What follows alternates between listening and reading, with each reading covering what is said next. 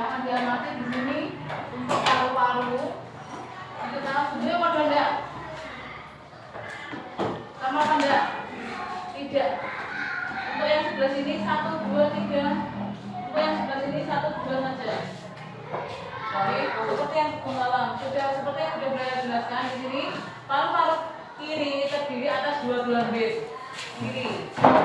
Kemudian di paru-paru kanan ada 3 gelambir, 1, 2, 3. Paru-paru terhubung oleh 1 selaput paru-paru. Kalau sampean pernah lihat pas Idul Adha untuk yang sapi, pernah lihat enggak paru-parunya sapi? Bentuknya piye? Padet kayak daging, apa gembus-gembus. Paru-paru, pernah ngamati ya? Paru-paru itu isinya apa? Tempat apa sih paru-paru? Fungsinya untuk apa sih? Untuk pernafasan. Jenis pernafasan berarti isinya apa? Udara. Jaringannya ada yaitu pleura, selaput. Jadi isinya banyak sekali udara. Kemudian ini ya, kalau sampai terjadi peradangan, jadi lemak itu disebut pleuritis. Nama penyakitnya pleuritis. Ya, di sini dalam paru-paru terjadi proses pertukaran udara kotor menjadi bersih. Dari seluruh tubuh itu diedarkan, itu berubah menjadi tadi apa? Itu mengeluarkan apa? Karbon dioksida dari seluruh tubuh. Jadi oksigen itu diedarkan ke seluruh tubuh. Ke seluruh tubuh dirubah menjadi apa tadi? Tenaga. Kemudian setelah berubah menjadi CO2 dikembalikan lagi ke paru-paru. Dari paru-paru dikeluarkan melalui hidung. Bisa juga dari mulut ketika kita berbicara. Seperti itu. Ini ya. Kita lanjutkan lagi. Di sini untuk paru-paru, oleh pernafasan ini ya, ada inspirasi sama ekspirasi. In. Bahasa Inggris ini itu apa artinya? Masuk. X itu keluar. Jadi tadi ya, inspirasi itu berarti udara masuk, ekspirasi berarti udara keluar. Ekspirasi membawa apa? Karbon dioksida. Inspirasi membawa apa? Oksigen. Ini ya. Ada 2 macam pernapasan, pernapasan dada dan pernapasan perut. Apa maksudnya? Ini ya. Pernapasan dada. Nih. Jadi sehingga dodo nih. Ya, di sini otot yang bekerja, di sini tulang rusuk dan diafragma. Ya, diafragma itu di batasnya di sini. Di sini ada otot. Di sini ada otot. Oke, di atas di bawahnya paru-paru pas. Oke. Nah. Lanjut di sini. Pada waktu menarik nafas, silakan dilihat otot tulang rusuk namanya menarik nafas, berarti kita memasukkan udara kan. Dodone munggah apa kempes? Dirasa nih, kalau kamu menarik nafas, nah munggah, berarti otot tulang rusuknya ngapain? Mengembang. Oke, kalau menghembuskan nafas, berarti apa? Turun atau apa bagian relaksasi, longgar. Sini ya, dada membesar, paru-paru mengembang sehingga udara bisa masuk ke dalam paru-paru. Kalau menghembuskan nafas, otot tulang rusuknya mengendur. Diafragma kembali ke tempat semula, rotonek. Kalau mengambil nafas, diafragmanya mendatar. Oke. Berikutnya dada mengecil. Kalau pernapasan perut, ya, waktu menarik nafas, otot tulang kita udah kelihatan ya gini, kelihatan, sama kelihatan, boleh.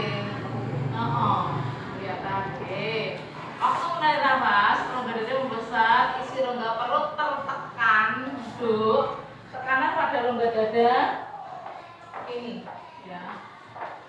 Isi rongga perut tertekan itu cemet. Cemet, berasa nih. Biar kamu hafal, berasa nih. Nanti akan ada pertanyaan inspirasi dan inspirasi, fokus inspirasi. Pernafasan dada dan pernafasan perut itu seperti apa? Oke. Kemudian udara masuk dalam paru-paru. Saat menghembuskan nafas, otot tulang dalam tetap sama. Namanya menghembuskan berarti mendatar. Untuk jenenge bikine kendur. Kemudian otot berkerut menekan diafragma, rongga dada mengecil, udara keluar. Kalau orang menyanyi biasanya menggunakan pernapasan perut. Nyapo? Kira-kira nyapo?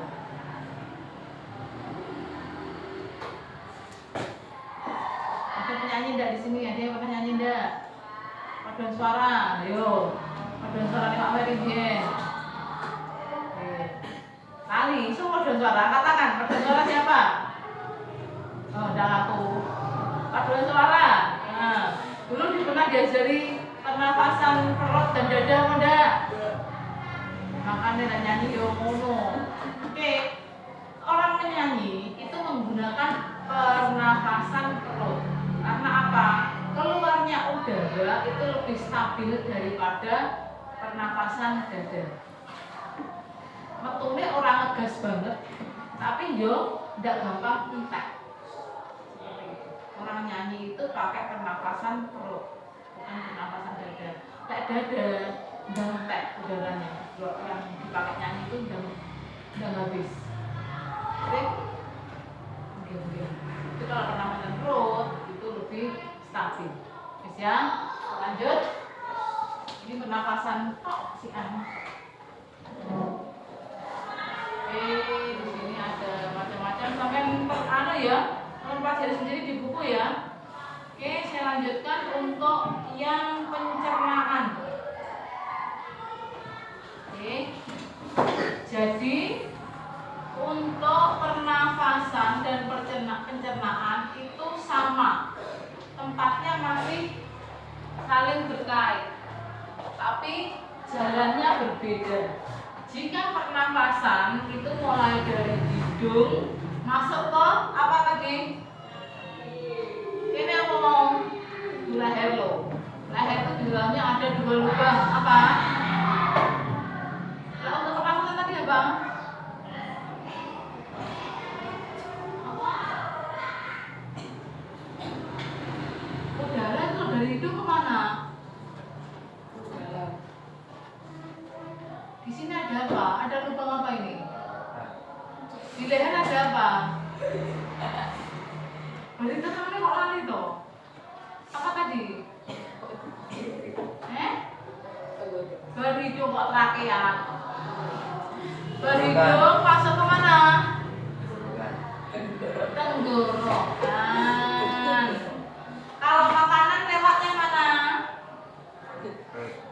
Tenggorokan juga. Kemana? Apa? Kalau makanan lewatnya mana? Sama teman nggak baca beler-beler, beler-beler. Tapi ye, nggak pernah bisa. Matanya sudah beler-beler. Tapi sampai dewe tidak membaca ya percuma. Padahal itu di soal UAS juga ada. Jadi di leher itu ada 2 lubang. Tenggorokan dan kerongkongan. Yang depan itu kerongkongan, yang belakang itu tenggorokan. Tenggorokan untuk lewat apa? Udara. Kerongkongan untuk lewat apa? Makanan. Oke, seperti itu kode satu tempat. Ini tenggorokan, ini kerongkongan. Pada saat sesuatu masuk ke dalam mulut, mulai dari lidah, itu sudah menginformasikan sini. Kena panganan, maka katup epiglotisnya dibuka. Di belakang sini ada katup. Nama melat disebut center, dalamnya ada katup. yang otomatis membuka ketika ada makanan masuk dalam mulut. Jadi orang ceritanya salah ruangan. Kecuali kamu makan tapi juga ngomong. Wayahe katupe buka, katupe udara juga buka. Salah masuk. Itu terjadi. Lek sampean bukan hidung, di tenggorokan deh. Lek wis keselak, sampean watokne iso munggane irung bisa. Karena apa? Satu jalur. Itu satu jalur. Jadi posisi kalau ini kebetulan gambarnya kurang ya. Kurang detail. Jadi posisinya di dalam rongga hidung sampai ke mulut itu bolong. Nek ceritane ning gambar ning TV ini lho, bocah gebres ngene metu kok hidung. Karena memang posisi di atas mulut kalau masuk rontok naik ke atas itu berubah. Oke, setelah itu masuk. Kalau untuk pencernaan, setelah masuk ke kerongkongan, itu masuk ke mana ini? Apa ini? Lambung. Dari lambung masuk ke usus 12 jari. Kecil di sini. Itu kelompok dari siji ususnya. Keluar. Setelah usus 12 jari ada usus halus. Usus halus. Setelah usus halus ada usus besar. Baru usus besar lagi apa? Anus. Misi. Alatnya namanya apa? Anus. Oke, sudah. Sekarang kita bedah di sini. Kita bedah. Sistem pencernaan pada manusia. Rongga mulut, di rongga mulut ada apa? Di mulut ada apa?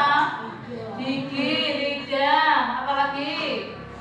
Air liur, gusi. Oke, lidah ini ya. Sebagai pengecak, gigi untuk merobek mengunyah. Terus ini nih ya, pencernaan makanan dalam mulut.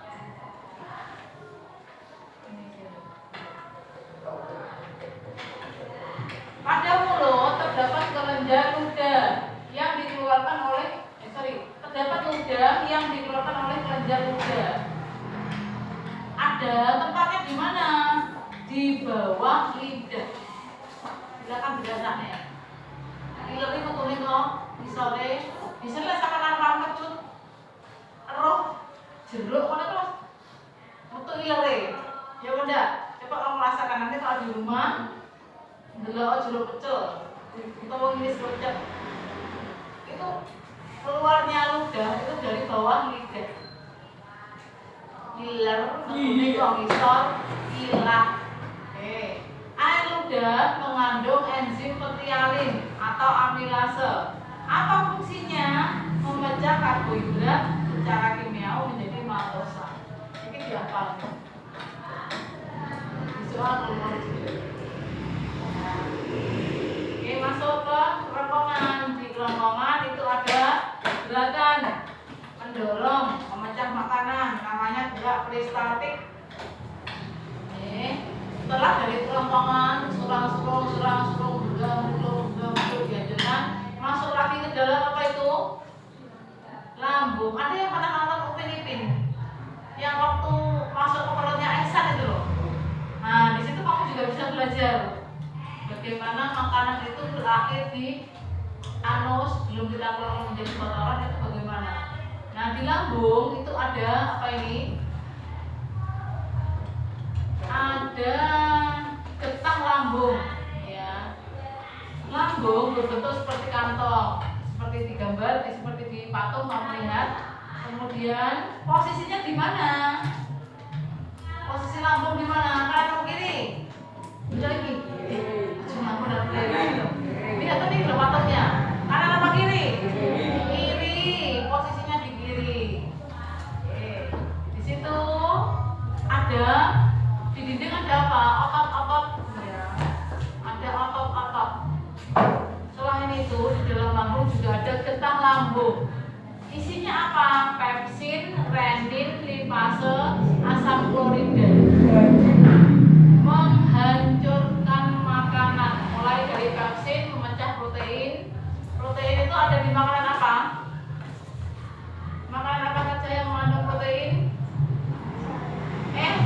Urusan di sayur itu. Protein. Ada di mana?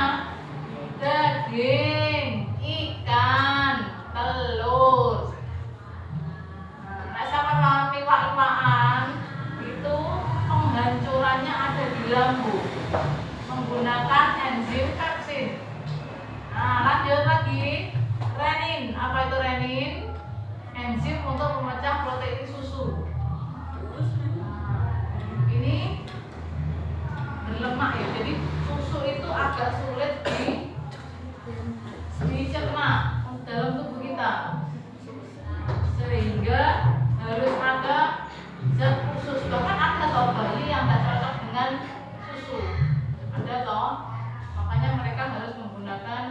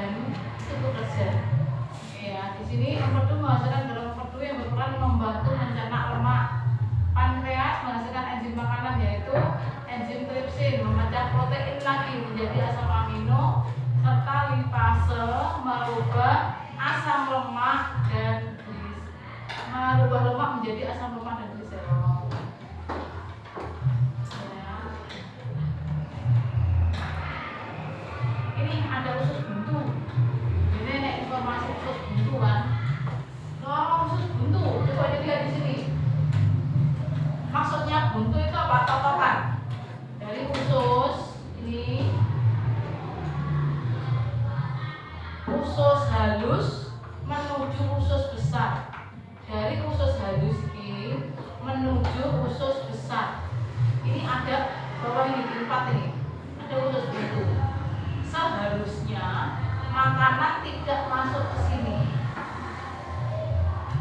Ini hanya untuk menyaring bakteri saja seharusnya.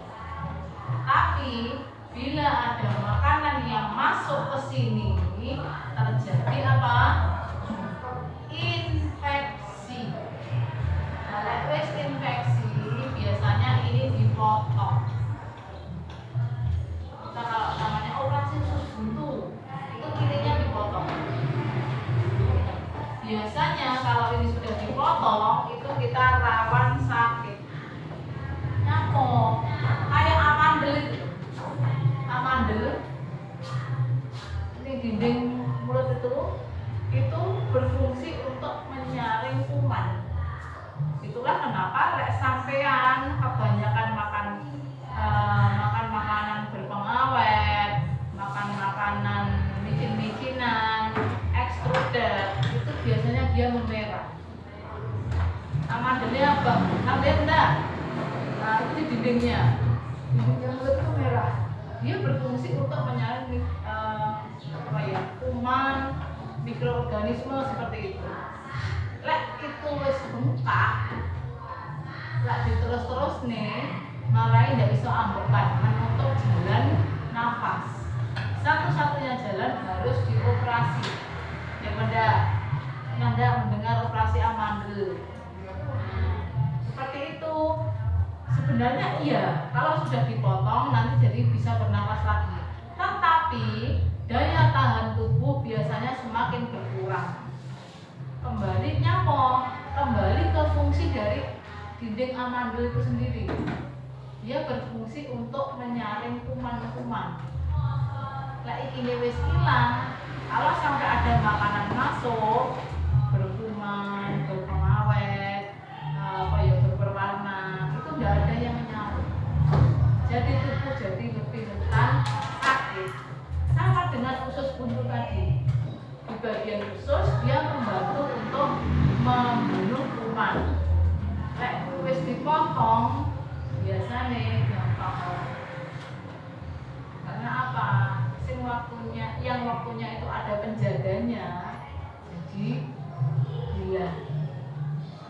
dia mau infeksi. Wis paham? Posisinya di sini ya. Ini.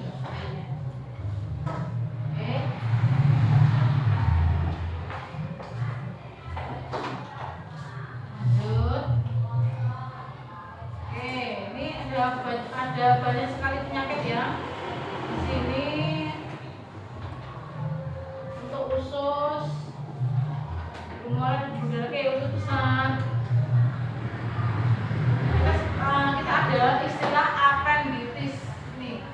Apenditis adalah radang yang terjadi pada usus buntu. Seperti yang sudah saya ceritakan tadi, usus buntunya infeksi. Seperti itu disebut dengan apenditis. Oke, selanjutnya ada lagi makanan yang sudah diserap nutrisinya tadi di usus halus berpindah ke usus besar. Di usus besar isinya cuma ampas. Nah, di sini yang menentukan kotoran sampean jenengan opo atos.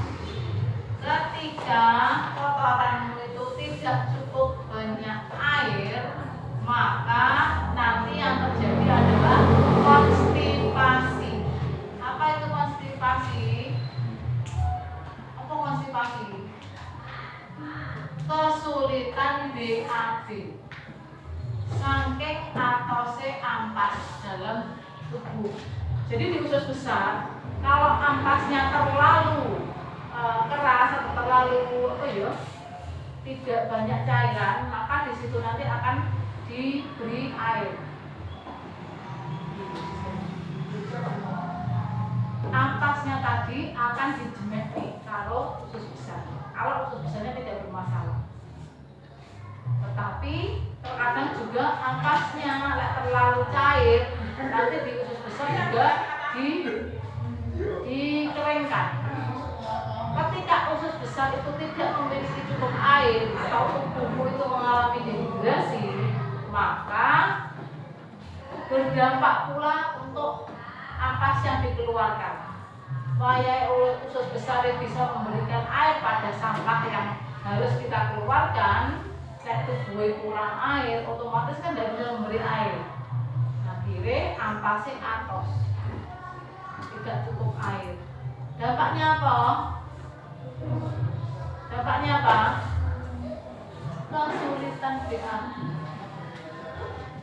Itu sebenarnya juga mencret atau diare, apa yang terjadi? Kakek atau error. Jadi mungkin kamu minumnya tidak terlalu banyak. Tetapi di bagian perutmu ada kesalahan, syaratnya bermasalah, sehingga wayai tidak ditambahi banyu diurut besar menjadi dicampuri air, akhirnya manjat-manjat. Kalau sakit itu loh. Nah, jadi perutmu sakit itu sebenarnya sudah indikasi. Di dalam perut itu juga ada syaratnya. Ngomongin otak, otak mulai, ini kasus, ya seperti itu. Seharusnya kalau sudah merasakan sakit untuk tindak itu istirahat atau minum atau makanan yang sekiranya bisa mengobati. Seperti ini. Oke, lanjut. Di usus besar terdapat es bakteri. Sini ya. Berfungsi untuk apa? Membusukkan sisa makanan menjadi kotoran. Nah, ini dengan demikian kotoran menjadi lunak dan mudah dikeluarkan. Ya. Fungsi utama usus besar adalah mengatur kadar air dalam sisa pencernaan. Bila berlebihan, maka akan diserap usus besar. Begitu pula sebaliknya. Ini nama-nama penyakit sariawan ada di mana? Penyakit sariawan itu di mana? Menyerang apa? Mulut, di lidah. Oke. Untuk kadang lambung, gastritis itu di mana? Di lambung. Hepatitis di mana? Hepa itu hati. Hepatitis di hati. Oke, ada lagi appendicitis itu di usus bulu, diare itu di usus besar dan usus halus, tifus itu pada usus halus dan usus besar juga. Kemudian kencing manis, diabetes itu yang diserang adalah pankreasnya. Pankreas seharusnya bisa mengeluarkan hormon insulin, tapi karena dia bermasalah jadi tidak bisa memproduksi insulin sendiri. Ada yang keluarganya sakit diabetes. Ada yang keluarganya sakit diabetes. Apa yang terjadi pada orang diabetes? Di sini jawabannya disuntik insulin. Fungsinya apa? Ini ya, gula yang seharusnya diserap oleh usus malah dikeluarkan melalui air seni atau pipis. Makanya disebut kencing manis. Oke. Kencing manis itu pancen pipis manis. Gula yang ora ditiliki ngono ndak. Tapi kok mas ditiliki manis? Karena apa? Gula yang seharusnya itu diserap tubuh tidak bisa. Pankreas yang seharusnya bisa mengeluarkan hormon insulin untuk memecah zat gula, untuk menyerap zat gula itu tidak berfungsi. Akhirnya dikeluarkan melalui pipis. Konstipasi, nah ini penyakit susah buang air besar atau sembelit, kurang makan sayur dan buah-buahan. Wis ya, selesai. Sama satu lagi ini tentang darah. Ini silakan dilihat untuk darah. Alat transportasi utama dalam tubuh kita kan sampai tahu ya. Jadi tubuh itu kulit itu hanya lapisan luar. Kulit itu hanya lapisan luar. Di dalamnya ada apa ini? Tulang. Apa lagi? Pembuluh darah. Darah. Di seluruh tubuh itu ada pembuluh darah.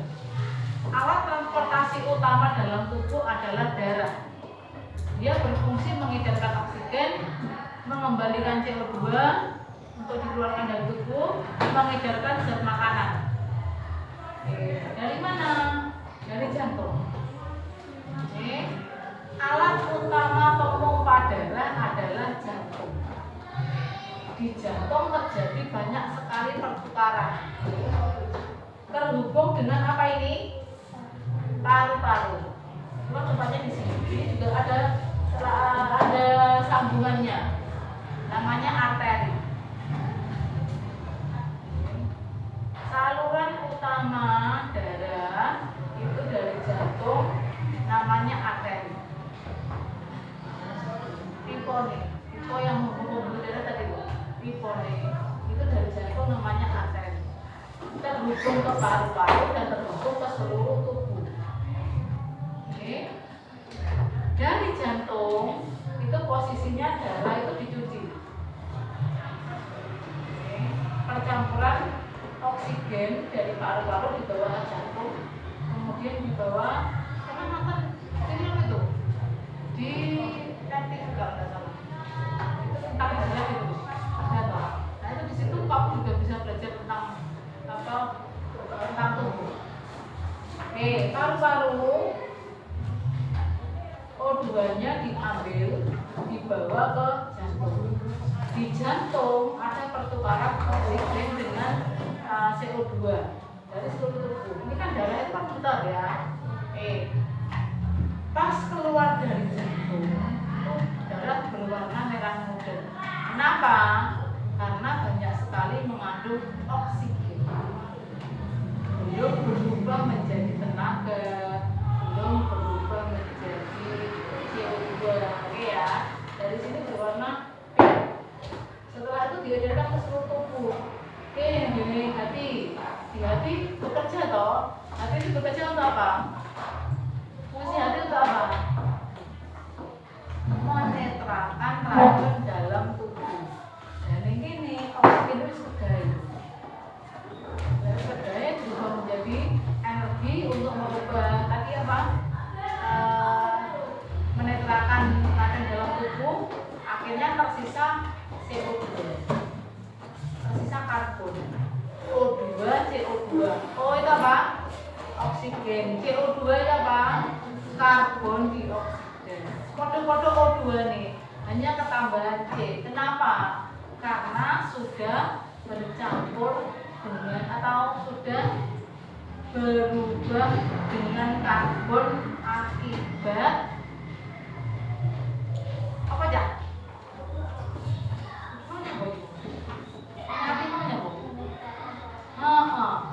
Akibat berubah fungsi menjadi energi tadi. Energi digunakan untuk apa? Macam-macam. Tidak boleh khusus yang mau untuk mencerna makanan. Kalau ditahan untuk apa ini? Untuk apa ini? Bergerak. Nah, itu juga ada bantuan darah. Waktu darah ke sini mesti warna pink. Begitu kita gunakan seperti ini, dia sudah bercampur dengan karbon. Nah, sudah tidak ada oksigennya, dibawa kembali. Di mana ini pembuluhnya? Ada enggak yang warnanya hitam atau biru? Di sini tujuh padan atau biru? Ya. Ada enggak pembuluh darahnya? Ini birunya ini. Kelihatan enggak? Di bagian yang putih yang kelihatan, di bagian yang hitam enggak semua. Nah ini biru-biru ini. Nah ini pembuluh balik, pembuluh vena. Otaknya di luar. Kenapa kok warnanya gelap? Karena darah yang ada di dalamnya sudah bercampur dengan karbon. Terus darah sel mau yang dibunuh jeruk ini di dalam. Kayak sama rasanya jajar, si warna biru ini kamu pegang. Ada denyutnya enggak? Rasa enggak yang biru ini? Tidak. Karena apa? Kembali ke darah. Denyutannya tidak terasa. Kembali ke jantung. Denyutannya tidak terasa. Cuma kalau kamu pegang agak dalam seperti ini, untuk ditekan, kamu akan rasakan denyut. Tekan. Kalau ditekan. Kenapa harus ditekan? Karena posisinya di dalam. Oke. Namanya pembuluh arteri, pembuluh nadi di dalam. Kenapa toh bu arteri kok menjuru? Vena kok menjuru? Itu ada tujuannya. Sama Allah dibuat seperti itu. Kita itu butuh udara bersih apa kotor? Udara bersih. Nah, karena penting tempatnya, maka posisinya di dalam. Kenapa kok ngono? Kulit kita itu tipis apa tebal? Tipis, gampang keiris apa enggak? Nah, kenapa kok gampang keiris? Kenapa kok tipis? Itu ada tujuannya. Kulit itu dibuat seperti ini biar ada tujuannya. Sama Allah dibuat seperti ini. Jadi sudah ada setnya dari Allah. Kenapa toh motor posisinya begini? Nyapu kadang gini. Nyapu kok aku pengen gini, nyapu kadang gini aku pingin. Semuanya ada fungsinya. Allah itu sudah membuat desain sebagus mungkin. Maka itu mengambil posisinya di depan. Kamu mengambil depan. Telinga, juga orangnya siji mendengarkan dari kanan ke kiri. Mulut sikapnya pada mulutnya oke. Mending tangannya pada mulut loh bu. Seolah-olah sudah didesain seperti itu. Sama dengan darah tadi. Sama dengan darah. Ya, ini sudah selesai. Sekarang kamu cek untuk soal SIPA-nya. Sekarang kamu cek untuk soal SIPA-nya. Kamu kerjakan untuk yang belum mengerjakan.